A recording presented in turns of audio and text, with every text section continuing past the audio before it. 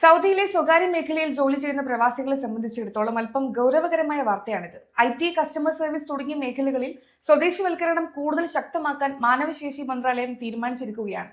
ഇതിന്റെ ഭാഗമായി വിവിധ നഗരങ്ങളിൽ പരിശോധനകൾ തുടങ്ങിക്കഴിഞ്ഞു. സാധാരണ നടക്കുന്ന പരിശോധനകളെക്കാൾ ഉപരിയായി ഓരോ തസ്തികയിലും കൃത്യമായി സ്വദേശികളെ നിയമിച്ചിട്ടുണ്ടോ എന്ന് ഉറപ്പുവരുത്തുകയാണ് അധികൃതരുടെ ലക്ഷ്യം.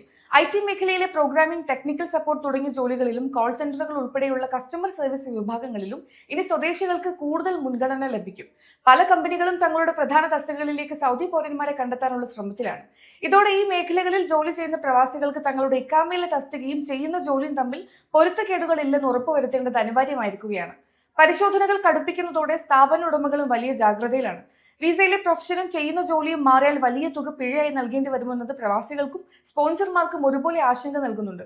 വരും ദിവസങ്ങളിൽ കൂടുതൽ മേഖലകളിലേക്ക് ഇത്തരം പരിശോധനകൾ വ്യാപിപ്പിക്കാനാണ് മന്ത്രാലയത്തിന്റെ നീക്കം. അതുകൊണ്ട് തന്നെ ജോലിസ്ഥലത്തെ നിയമങ്ങൾ കൃത്യമായി പാലിക്കുന്നുണ്ടെന്ന് ഉറപ്പുവരുത്തുന്നത് ഭാവിയിലെ പ്രയാസങ്ങൾ ഒഴിവാക്കാൻ സഹായിക്കും.